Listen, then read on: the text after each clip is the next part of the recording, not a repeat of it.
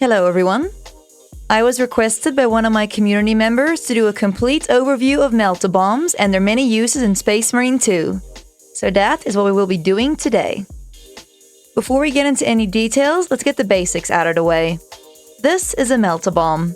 You can only hold one at a time, and when you press the grenade button, it'll drop the bomb on the ground.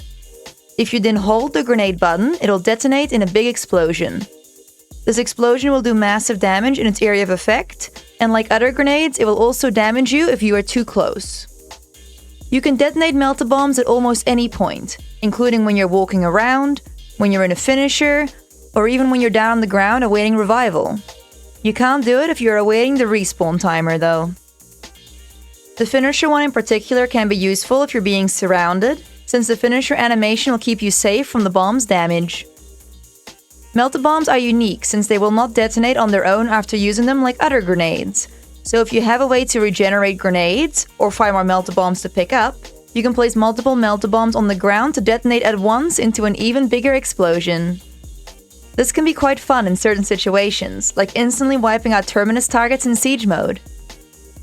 Melta bombs can also be detonated by being shot, be it by yourself or an ally. If you are making yourself a Melta minefield, this is one way you can continue using Melta bombs without setting off your whole stockpile. There is something very important to remember about shooting Melta bombs though. Grenades in this game only hurt the owner of the grenade. So while an ally caught up in a grenade explosion may get staggered, they won't take damage from it. But of Melta bombs, it will consider whoever detonated the bomb as the owner. So for example, if I place a Melta bomb at my feet and a teammate shoots it, I will be unharmed, since it's no longer considered my grenade. But if this teammate was too close to the explosion, it will kill them. Since they were the one who shot it, it was their grenade, and it will only damage them. This makes Melta bombs a bit risky to use near allies sometimes, especially if they're using area of effect splash weapons like Plasma or Melta. As another fun fact, you can also shoot Melta bombs with Gunstrikes, so be careful if you have an enemy that is lining up perfectly with one of these bombs. Editing Kimber here, just quickly adding something that I missed. Also be aware that explosives around the map, such as the barrels, can also set off Melta bombs, so you may accidentally cause a chain reaction if one explodes too close to a Melta bomb. Be aware. Not all types of explosions will trigger them though. Now let's go over Melta bombs and the Trygon, because this actually has a couple of different rules attached to it, with Melta bombs being part of the encounter. If you detonate a Melta bomb on the Trygon, as long as it's not in the animation where it's diving underground or in the middle of the lightning attack, you will stun it to allow your team to do some easy damage. After a while it will get back up and dive on the ground.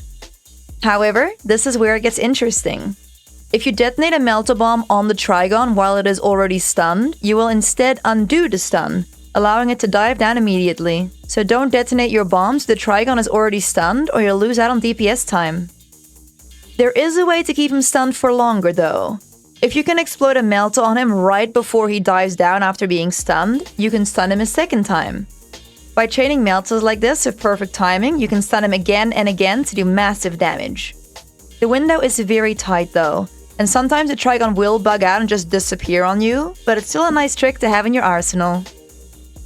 Exploding multiple Melta bombs at once from the Trygon is a bit iffy. Depending on the delay between the explosions, it seems to sometimes combine the two bombs to count as one explosion, but at other times it counts as two separate ones. I would recommend just sticking to single explosions. As a last final fun factoid to finish off the day, if you hold down your grenade button while you still have your Melta bomb in your inventory, your character will do the animation as if they're detonating the bomb.